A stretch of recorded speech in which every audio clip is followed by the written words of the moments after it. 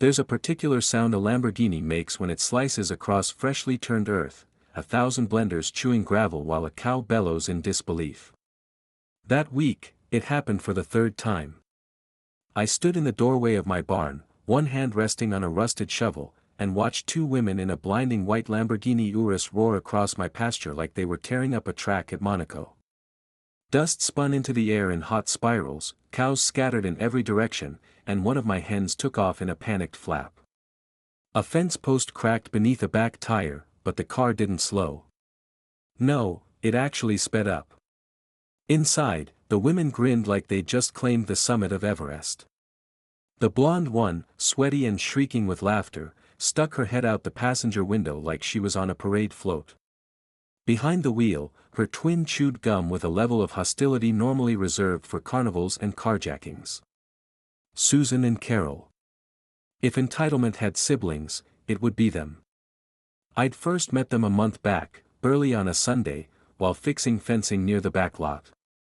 A deep bass rattled the earth before I even saw the car, and then, over the ridge, it came, blinding white, spitting gravel, and slicing across my land like it was a shortcut through a mall parking lot. I stepped forward, waving both hands. They stopped, barely. Susan almost clipped a goat while braking. Carol, soaked in rhinestones and smugness, laughed from the driver's seat. Said they were just taking a shortcut the GPS offered. I gestured to the handmade sign they'd ignored, told them they were on private property. Susan snapped a photo of me like I was some sideshow attraction. Said something about Farmer John with a pitchfork. Carol giggled and peeled out, tires shrieking. Dust everywhere. At first, I chalked it up to city folks not understanding boundaries. But then they came again. And again. Soon, it became routine. Every few days, late afternoons, usually, the windows would rattle with bass, and that gleaming monster would come ripping through my fence line. My animals spooked. My land scarred. They waved like we were old friends dropping by for a barbecue.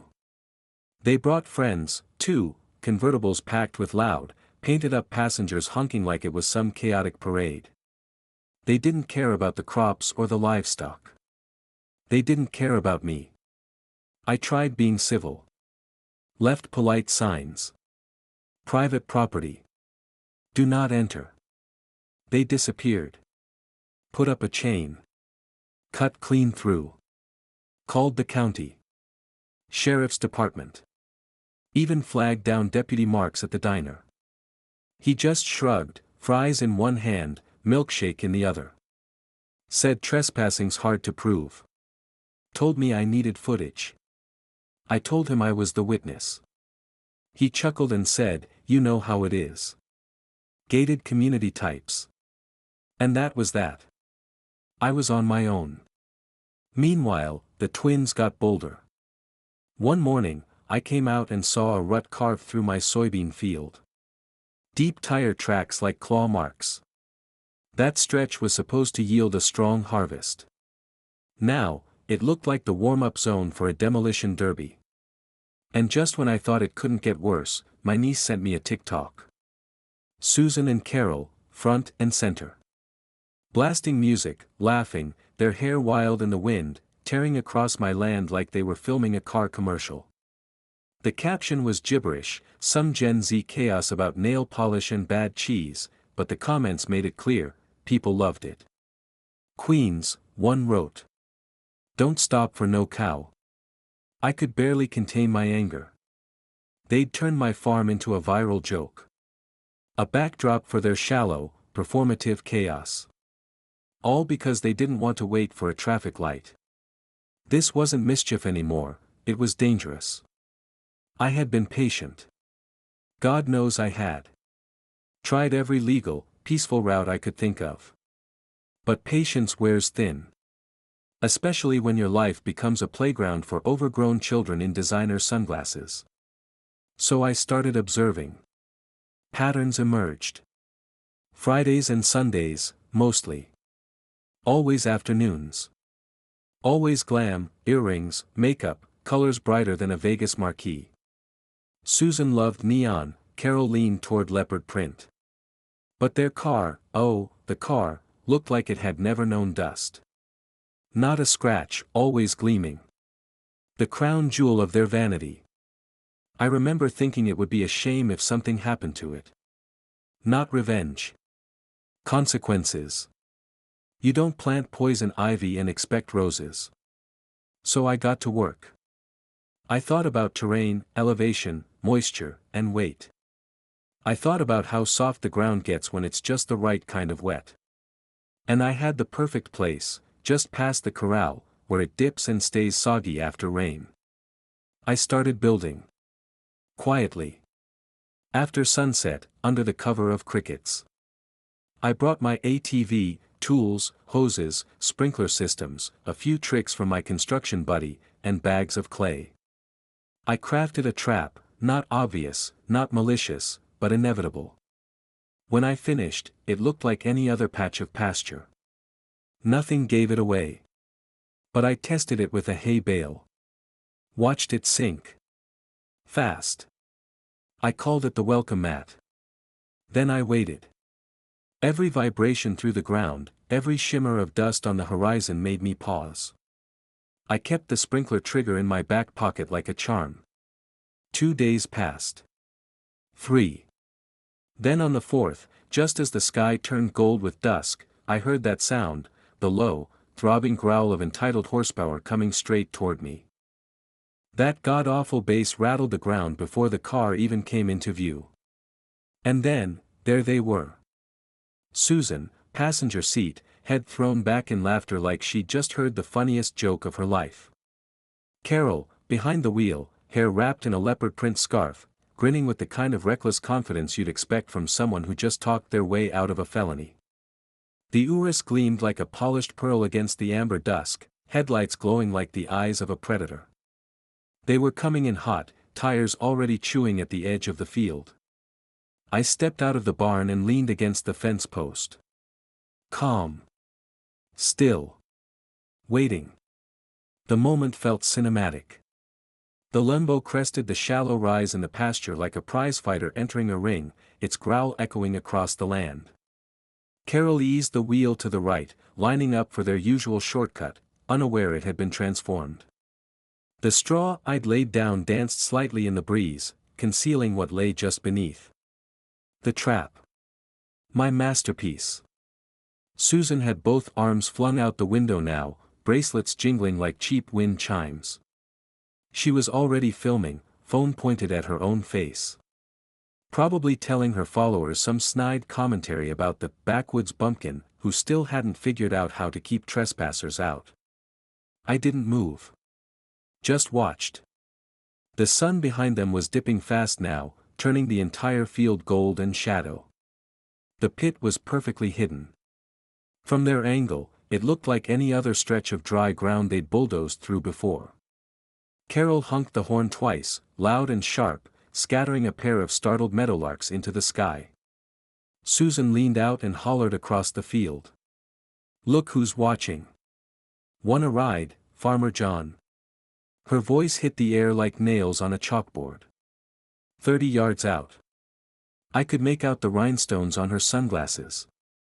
Purple lipstick, neon crop top, and assault on the eyes. Carol, chewing gum like a cud, was gripping the wheel with the easy arrogance of someone who thinks asphalt is the only kind of ground that matters. 20 yards. My hand slipped into my back pocket, fingers curling around the remote. The trigger. One button. That's all it took to bring the whole charade to a halt. 15. Susan was yelling again, something about how poor people shouldn't be allowed to own land this big. Her voice echoed like a crow's caw across the pasture. 10. I pressed the button. There was a soft click. Then a distant hiss. And then, nothing. At first, it looked like it hadn't worked. The Urus rolled forward, tires skimming the top layer of straw and dry dirt without resistance. Carol gave it a little extra gas. Confident. Untouchable. Then it began. It started with a sound, not the usual squeal of tires, but something quieter. Wetter. A squelch. Like someone stepping barefoot into a deep puddle. The rear tires dipped half an inch. Then another. Then another. Carol's grip on the wheel tightened. Her eyes widened just slightly as the nose of the car bobbed down and up again. The tires spun. Mud kicked up behind them in slow, wet spirals. Susan stopped filming. "What the?" she started, but never finished. Carol slammed her foot down. That was her mistake. The rear wheels shrieked against the slick clay, spinning faster, digging deeper, throwing up arcs of brown muck that smacked against the undercarriage. The Urus lurched forward, barely a foot, and then stopped dead. One final groan escaped the engine as the car listed to the right, its perfect white paint now streaked with a rich brown that was definitely not designer. It didn't sink all at once. That would have been merciful. No, it went slowly. Embarrassingly. First the front dipped, like the car was bowing to the very land it had spent weeks disrespecting. Then came the sucking sound of wet earth claiming a trophy. Susan screamed. A full-throated wail. Carol shouted back. "Shut up, I'm trying to fix it." Too late. The passenger door creaked open and Susan stepped out, and immediately sank past her ankles. There was a soggy slurp, followed by a panicked yelp, then her arms windmilled wildly before she fell forward, face first, into the muck. Her scream was cut off mid-spit as a thick splatter of mud hit her square in the mouth. She flailed, slipped, lost a sandal, and found herself covered shoulder to shin in a mess of clay, water, and cow manure. She looked like a birthday cake that had fallen off the table. Carol stared at the scene, calculating her odds. She opened her door, saw the same soup of sludge waiting outside, and opted instead for the driver's window. She tried to climb out, bracing one foot on the hood, but the runoff made it slick as ice. Her boot slipped, and she went down hard, sliding into the trap with a splash and a curse. She rolled over and froze, nose wrinkling as she realized what exactly she'd landed in. That wasn't just mud. I'd made sure of that. Off to the side, the cavalry arrived, though not for them. A second car, some kind of convertible, had pulled up earlier. 5 women stood beside it now, sundresses swaying in the breeze, phones already up and recording. One of them wheezed through laughter. "Oh my God, Susan, you look like a chocolate-dipped marshmallow." Another was already live-streaming. "This is going on TikTok right now, girl." Susan spun, covered in muck and fury. "Stop filming." They didn't. They got closer. Carol staggered to her feet, mascara bleeding down her cheeks, hair matted, looking like she'd survived a horror movie.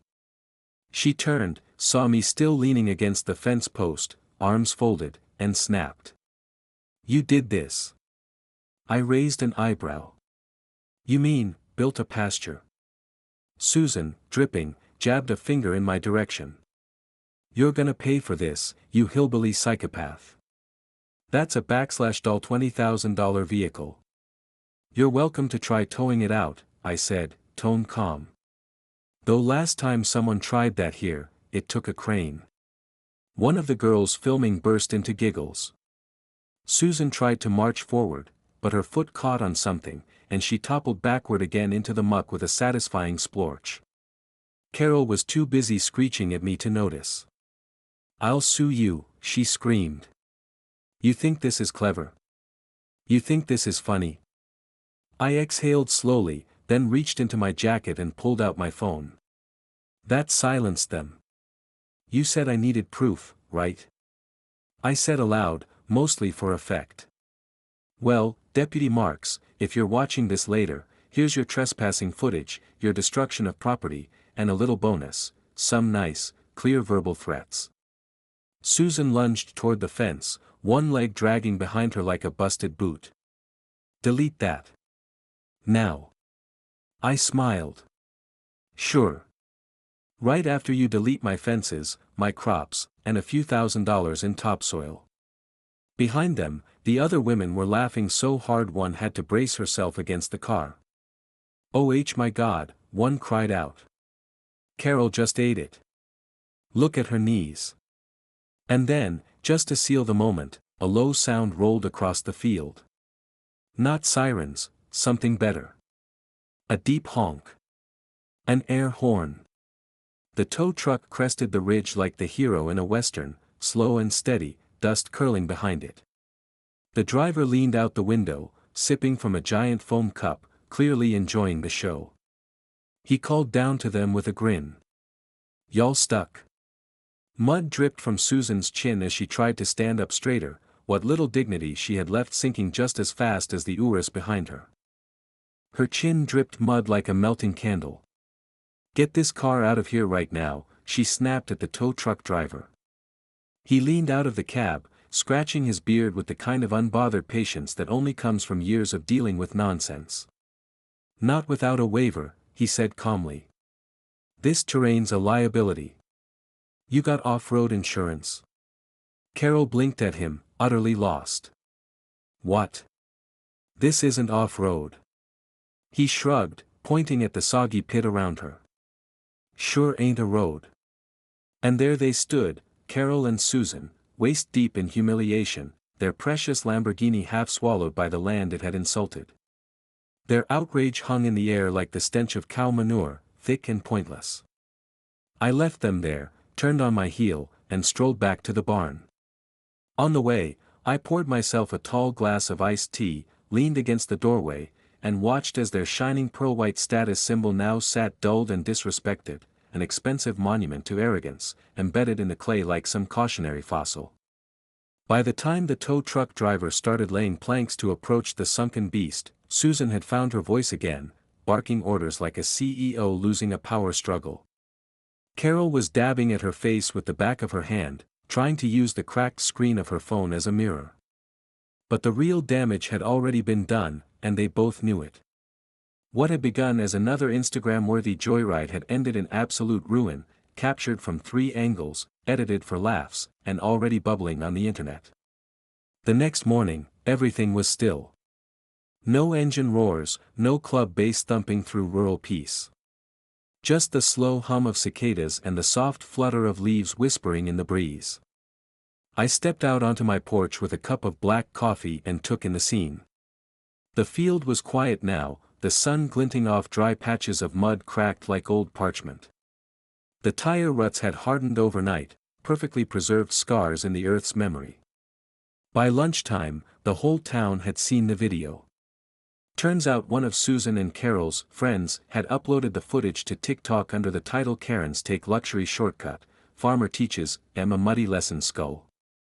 It exploded. Within a single afternoon, the view count shot past 3 million. By sundown, it was playing on local news channels with overdramatic narration and a slow-mo replay of Susan's faceplant synced to classical violin. I didn't make a dime off the video, but I didn't need to. That kind of justice, that kind of cosmic timing, was payment in full. People started dropping by the farm. Not to gawk, but to shake my hand. Some brought beer, others just brought stories. One man drove in from 2 counties over and left me a cooler with a note that said, "Thanks for standing up for the rest of us." Even Harold, my neighbor who hasn't cracked a smile since Clinton was in office, laughed so hard watching the clip he wheezed like a busted radiator. "You can't polish stupid," he chuckled. But not everyone found it funny, least of all Susan and Carol. 2 days later, a courier in a suit 2 sizes too small knocked on my door. He handed me a thick envelope. Inside, a formal notice. The sisters were suing me, for intentional property damage, emotional distress, and, my favorite, public defamation. The wording was absurd. It read like bad fan fiction crossed with a legal threat, psychological warfare, malicious terrain engineering, and premeditated sabotage designed to humiliate. They'd even included grainy screenshots of themselves looking like drowned raccoons. I laughed so hard I nearly choked on my sandwich. But I didn't panic. See, I had my ducks in a row. Video footage, time-stamped. No trespassing, signs clearly visible. Logged calls to the sheriff's office. Emails to the HOA that had gone ignored. And best of all, that viral clip hadn't come from me, it had been uploaded by their own friend. Voluntarily. Publicly. So I made a call to Vic, my old high school buddy and small-town lawyer who owed me one after I pulled his truck out of a ditch one Christmas Eve. He read the complaint and laughed until his coffee went up his nose.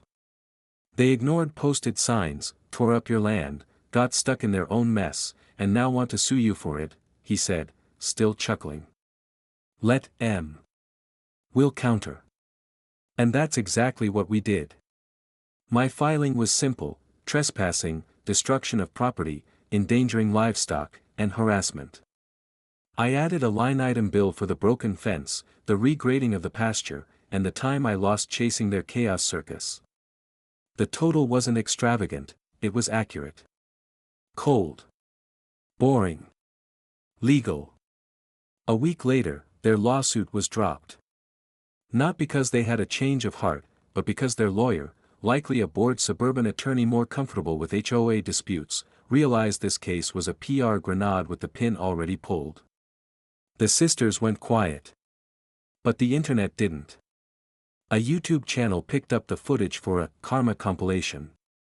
Then a late-night comedian made a joke about the Lambo that learned humility. My barely used farm page started gaining followers by the thousands. I hadn't posted anything, but curiosity had found me anyway. So, I leaned in. My first post was just a muddy tire with the caption, "Sometimes the earth bites back." That one went viral too. The comments were endless. "You're a legend. Teach me your ways, Farmer Gandalf. This is my Roman Empire." Eventually, I started uploading short clips. Practical stuff. How to maintain soil drainage. How to legally deter trespassers. Dry humor, no theatrics. Just facts and a side of passive-aggressive wisdom. Brands reached out. A boot company sent me free gear. A hose company wanted me to do a product review. I even got invited on a podcast about rural justice. One guy from a cable network pitched me a reality show. I turned that one down. I'm not a TV personality, I'm just a man with a fence, a field, and a lesson that taught itself. As for the sisters, they never came back. The Lamborghini Urus disappeared from town entirely. Months later, I saw them at the local grocery store, pushing a cart through the frozen foods aisle. No flashy sunglasses. No designer handbags. No entourage. Just two tired-looking women in oversized shades trying not to be recognized. They were driving a gray Kia Soul now. Unremarkable. Safe. Carol caught my eye. For a second, her look wasn't anger. It was something else, hesitation, maybe shame. Susan muttered something under her breath and turned away. I gave them a polite nod as I passed and kept walking. Some stories don't need sequels. Still, I've left the sprinkler system buried right where it was, just in case. Every now and then, I refresh the signs out by the pasture. Private property. Trespassers will be embarrassed. The field is quiet now. The animals are calm. The fences are mended. The only tracks are from boots and tractors that belong. Karma doesn't always come like thunder. Sometimes, all it takes is a little water, a little clay, and just enough patience to let the earth do the talking. Enjoyed that little slice of revenge? Hit like, smash that subscribe, and share it with someone who needs a reminder. Don't mess with farmers.